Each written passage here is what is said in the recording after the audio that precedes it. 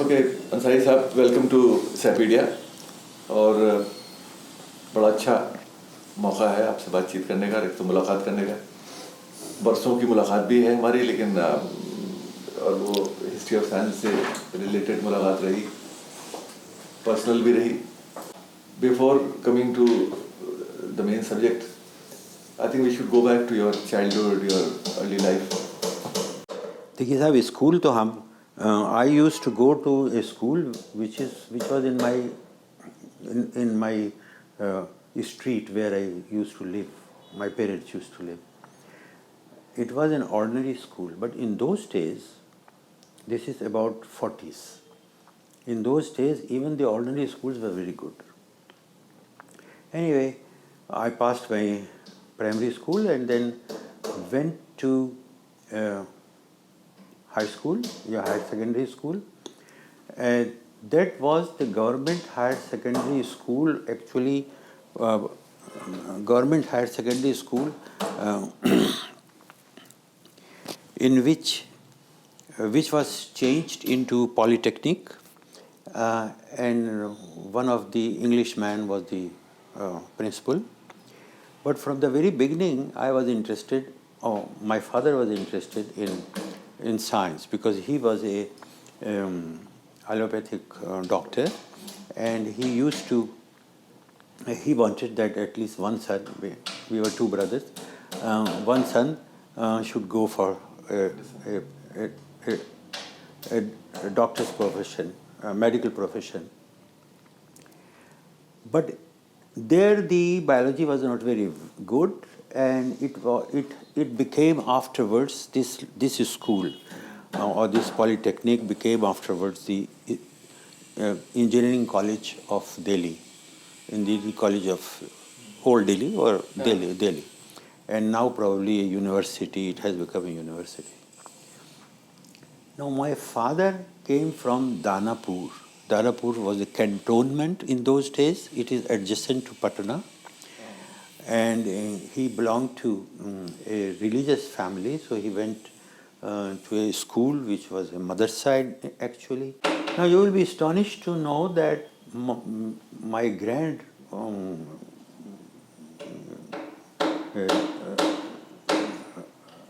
grandmother, Dadi, advised my father not to continue in madrasa. Now this is probably of very early days, you see.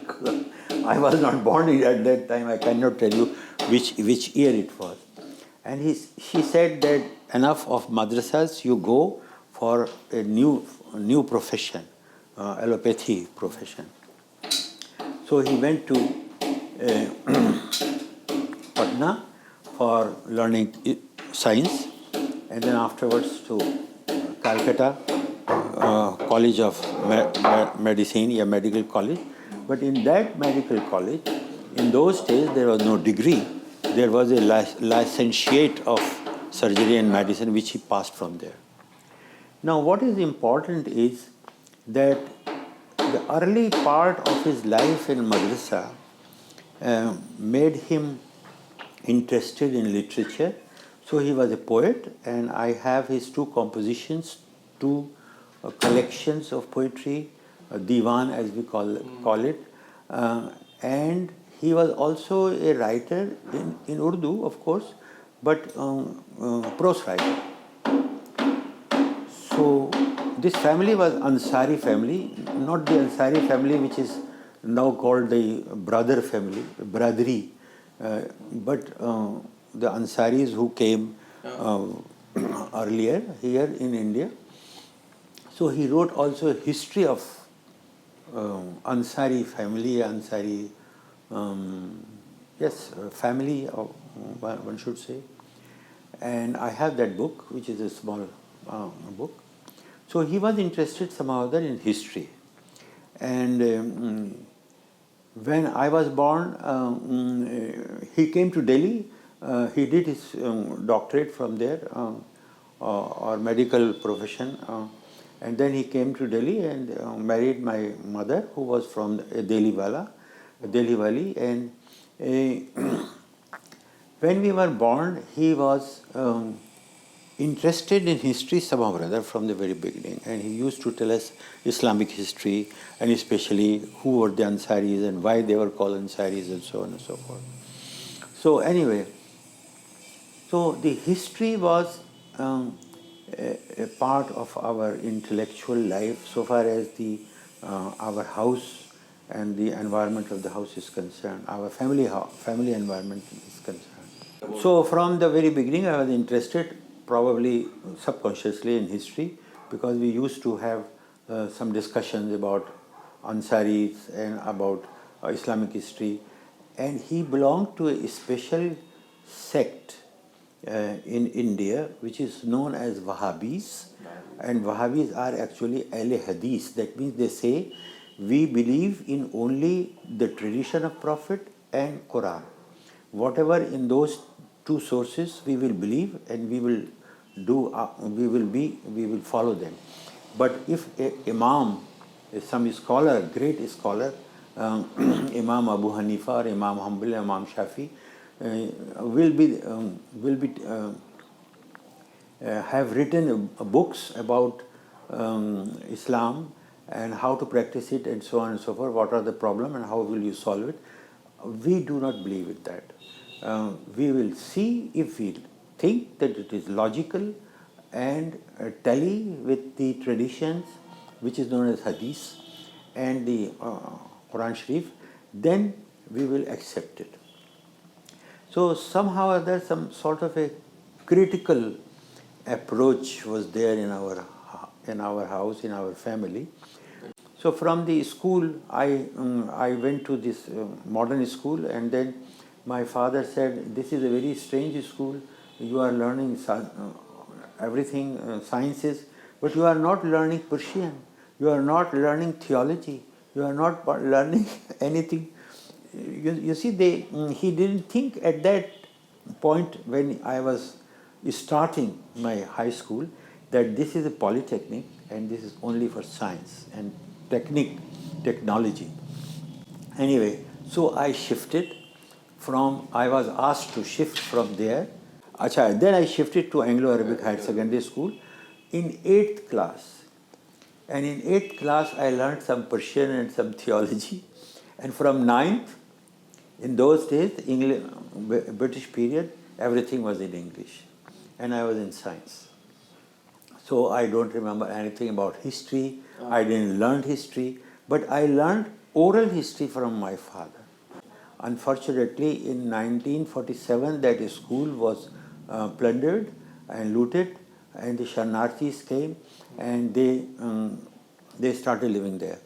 And it took some time in 1950 to get them out, and the school was started again. At that time I was in 10th class, but then now they started with 10th class, so I was again in 10th class. So I did my higher secondary from there.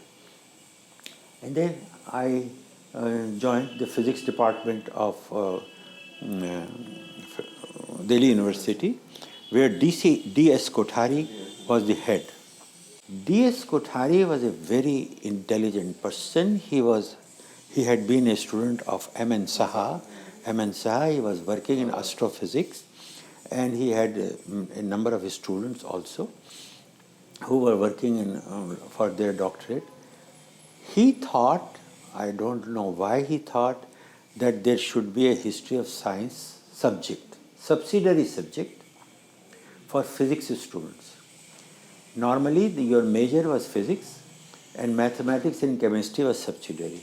But then he said, no, you can have a history of science also. So there was an alternative that you can choose history of science. So I didn't choose chemistry. So I unfortunately didn't know much of chemistry. But I started my history of science graduation in subsidiary subject. For 2 years I learned it. So I learned, in fact, history of physics and history of biology. History of biology was taught by a very famous man, Maheshwari, who was a head of the department, and a very famous man so far as research in biology is concerned. I did my MSc in physics. and the history of science was left as a subsidiary subject. And there were a number of other students also, but I don't think anybody pursued history of science as I did. Anyway, later in my life. And I became lecturer for physics in Delhi College, Delhi. From 55, I did my MSc. From 56, I got the lectureship. Mahmood Beg was the principal at that time. And I got, fortunately, a scholarship, a fellowship of Alexander von Humboldt Foundation. So I got that scholarship, and I was interested in doing PhD in physics also.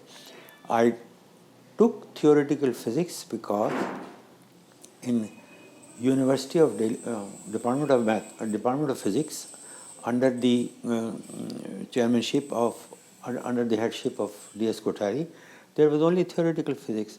And experimental physics, I would say even now, after so many years, has not developed in India. This is not possible to develop. So I got this scholarship and went to Germany. I got the scholarship in theoretical physics, elementary particle physics. So I could not change because till I got the scholarship. But what I did was, I found that there is a full department of history of science. And I was very much involved. And in Germany, even if you are doing PhD or DSc as they call it, there are some subsidiary subjects you have to pass. So I took immediately mathematics as well as history of science. And I was astonished that this is full department and people are working on sources. That department was very famous, and even today that department of history of science in Hamburg University is still famous. And people have worked in modern history of modern physics, history of modern physics. So that was very important. I would like to say that when I went there and talked with the professor, he said, all right, we would like to listen to you. Do you have some background of history of science? I said, yes, some background I have history of science. So he said, can you give a talk? So I said, all right, I can give a talk on Sir C.V. Raman and his physics and the Nobel Prize. I did some research and published a paper, and then I didn't like to do that hi-fi history of mathematical physics or theoretical physics, so I shifted from Hamburg to Tübingen University and got a scholarship of German Research Council. And again I was doing in theoretical physics my PhD. There I came to know one person who was doing history of mathematics, Joseph, I'll be able to tell you the exact name afterwards. He was doing history of mathematics, and strange enough, he had been a school teacher. And he was a school teacher, but he knew Latin, Greek, and he was working on Leibniz, the famous man, who did also calculus as Newton did. And there was a Tussell who was the first man, priority business and so on. So I joined immediately his class as a subsidiary subject. And there was another person, Matthias Schramm, who was an expert in Islamic sciences and was doing work on Ibn al-Hassam. So I used to go in there in his lecture as well as in this.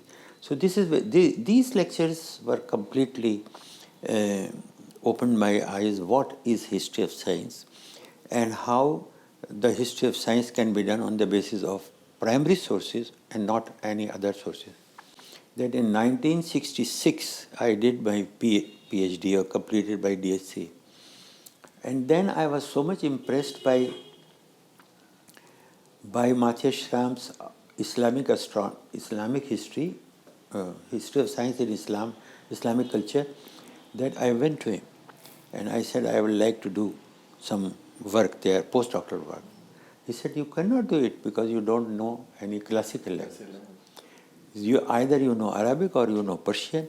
I said, I know some Persian, but I will be able to improve it. He said, yes, you will be able to improve it, but for doing research and reading primary sources needs time. So you remain there, and first you brush up your Persian, and then afterwards we will see that.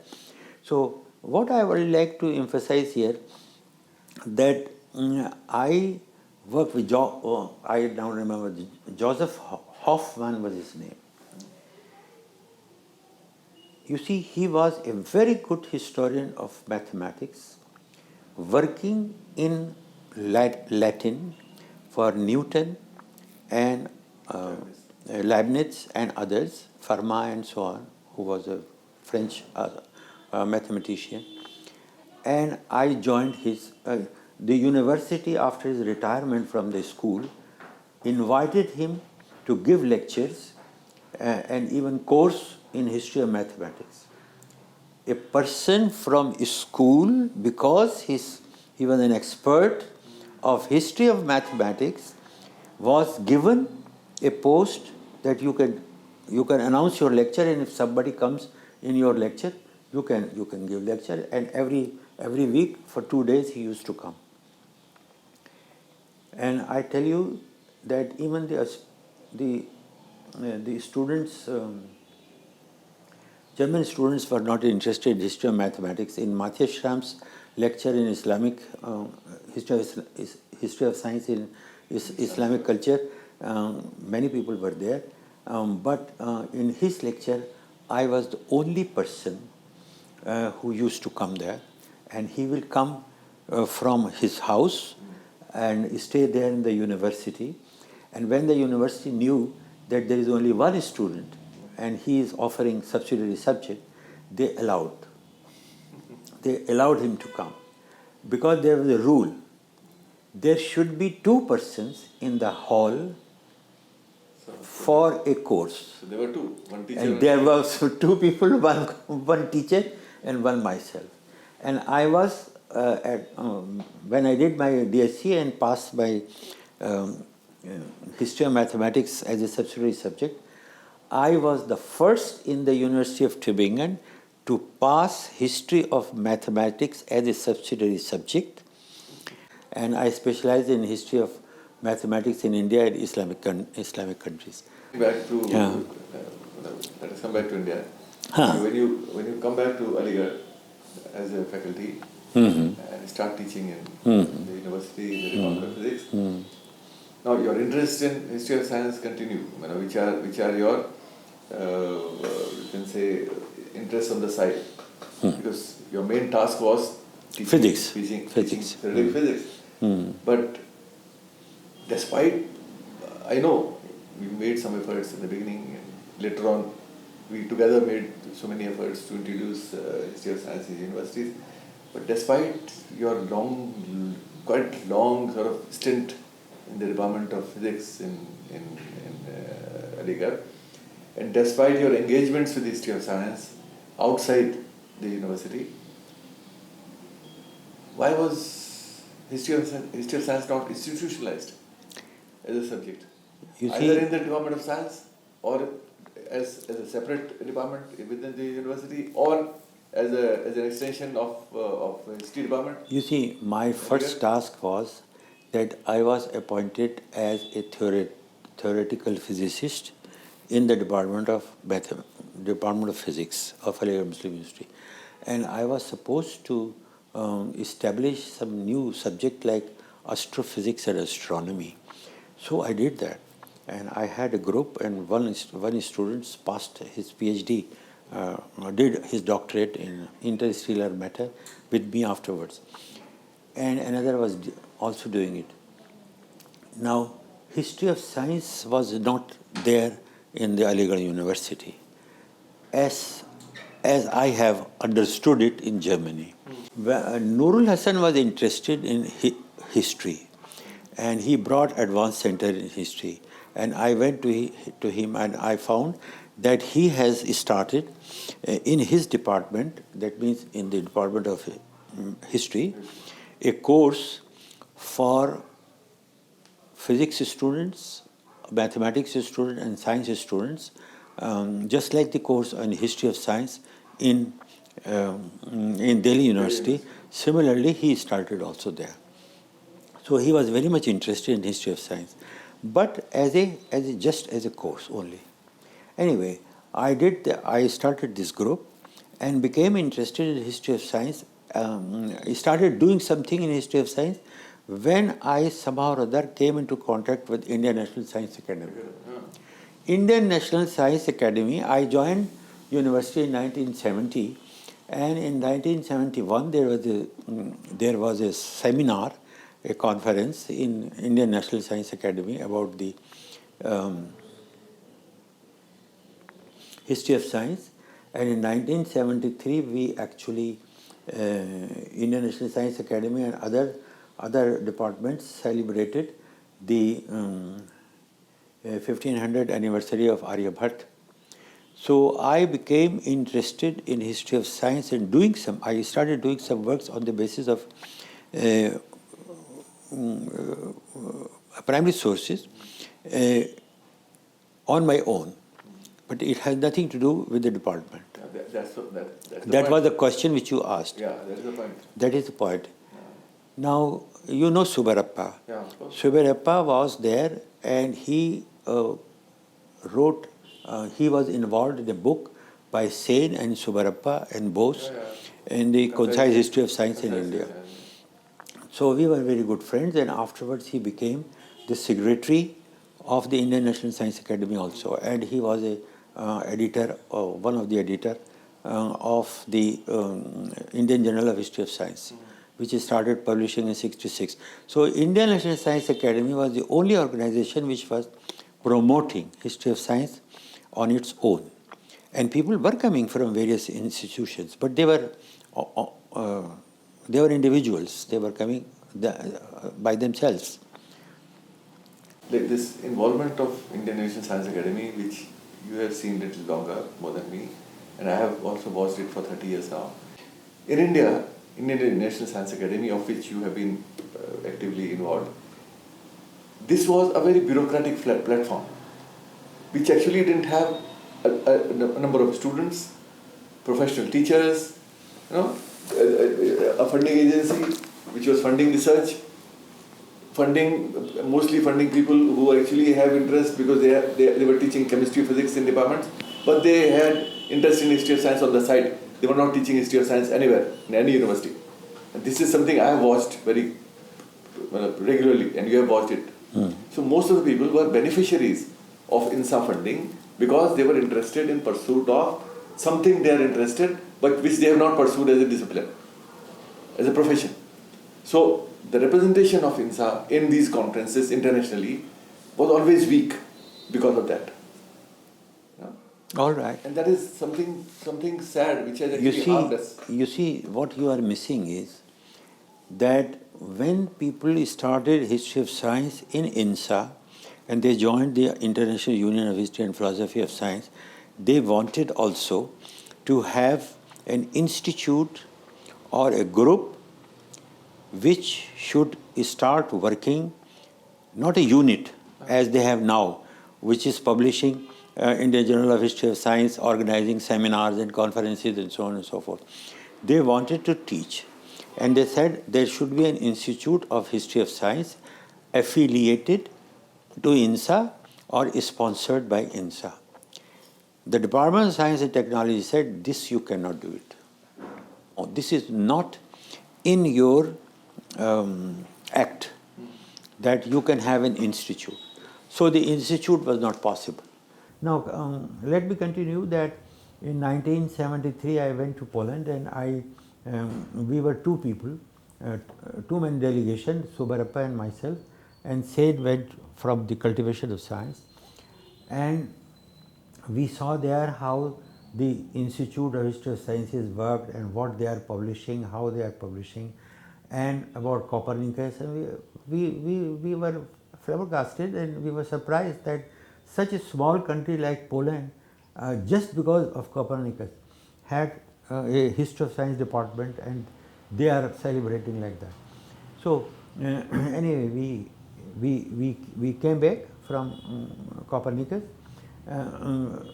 anniversary conference, and then I became really interested in history of science to do some work on the primary sources. I started by actually, I also joined, so to say, in another way, the Indian International Union of History and Philosophy of Science, and I did some work and went into the conferences and organized some symposia, with the result that I became known, or my work was known, and I published also in Indian Journal of History of Science and in other places, with the result that I was elected as a president or chair of the history of science and technology in Islamic countries. Now coming back to the question of a very important question, which actually is very crucial for history of science particularly. It actually is crucial for history as well, but it is very important for history of science. The question of the classical languages, the resources available in classical languages, resources which are not published, resources which are in just manuscript form. Large number of languages in India have those resources, which includes Sanskrit, which includes Persian and Arabic, and maybe other regional languages as well. Tamil maybe as well. So our dilemma is, and has been all these years, lots of people actually have worked, like Professor K.V. Sharma, who died, and died a sad man because he couldn't really achieve what he wanted to achieve through the sources available in Sanskrit. He himself could do whatever he could do as an individual because he has his own limitations, but he could not institutionalize the whole process of recovering these manuscripts, unraveling what is available there for a larger world. Similarly, when you use Persian sources, I think you confronted a similar problem. I will talk about it. I faced it because I have not worked in Persian sources, but I coordinated a project for several years. I remember large number of people in the world knew NISTADS as an institution of history of science, because history of science was the most prolific group and most visible group for several years. Now, despite that, the issue of manuscripts of classical languages, we made efforts to actually identify people who could actually read science in Persian sources. There was one Aftab Rizvi, I still remember his name. We wanted to bring him in, couldn't get him. There was so many other names which came in. So many Sanskrit people we wanted to bring in. We couldn't succeed because the people we got were actually very incomplete. There were Sanskrit scholars but had no clue to English, had no clue to mathematics, physics or science for that matter. So the dilemma India has faced all these years is this mismatch of the available manpower, which is either equipped in a classical language, or equipped with science, or equipped with English, or whatever. But this balance of all three had been a bane, and the main problem for us has been this. Now, in Europe or in the West, this is a big advantage. People know their own languages, then they spend 3 years, 2 years, 4 years to learn a classical language, whatever they want to do.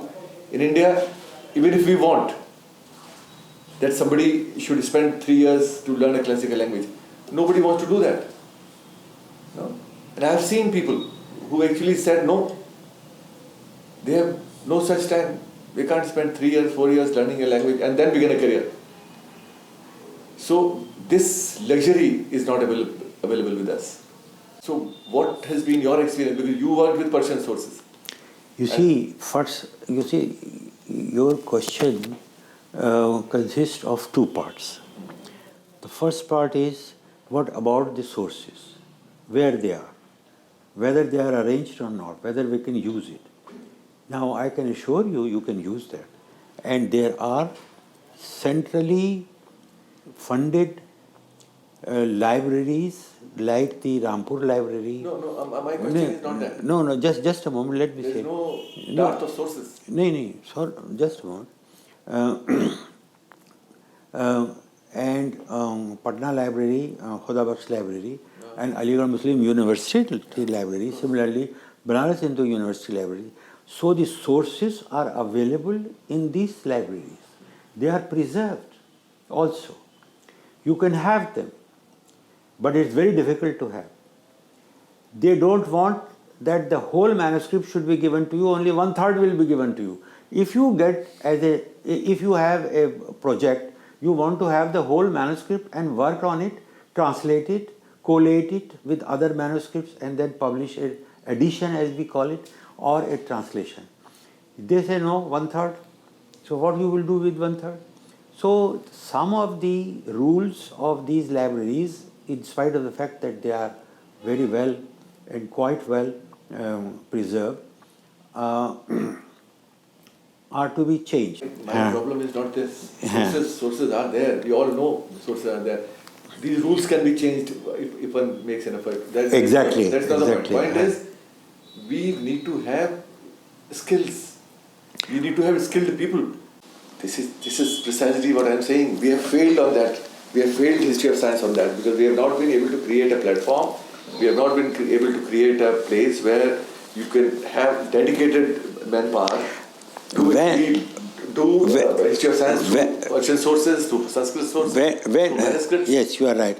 When the center was proposed by me or by others also, and this committee was formed, at that time the historian who was afterwards the UGC chairman, he was in Aligarh,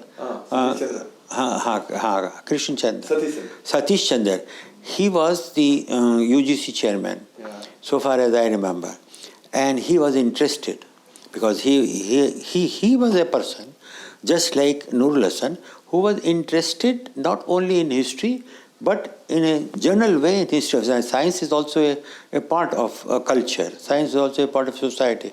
So he was interested, and if that center would have been proposed, but we wanted to propose it in science faculty, not in arts faculty or social science faculty and so on and so forth. What you will do, even if you know mathematics, even if you know Persian or Arabic or Sanskrit, you will not be able to do unless you know mathematics. So we have to make them interested in the students in this history of science. And there is one thing more. Without a center or without establishment, you cannot attract students, because where the students after their PhD will go? In our country, people are interested only in their field. They are not widely read. And this problem, which you said has been solved by in European countries like Germany and France, that they know a classical language. They know a classical language because they know probably from the school first Latin or Greek, and then afterwards they listen to Islamic orientology, Islamic lecture on Islamic sciences, or maybe on Indology, and then they say, oh, this is a very interesting subject, the competition will not be there, and I will be alone, or maybe I have some one or two colleagues, and they start learning Sanskrit or Arabic. This does not happen here. You have seen that even if there is an institution, unless there are people to work, the people are interested in it. You see what happens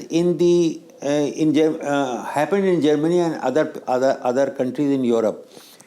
There are people first who are interested, no institution, and to build an institution is very difficult. So what they do is they establish a society. And when the society promotes that discipline, just like the Indian Society of History of Mathematics, if the society is there and they have the conferences, they bring people and so on, then they can have an institution also one day, because the society is there, society is working with. First, we should try to explain to the people of our country that history of science is important. And heritage, when we talk about heritage, we should go to the primary sources. And we should work only on primary sources. Then it is history of science, or history of mathematics, or history of geography. Unless you go to the primary sources, nothing can be done.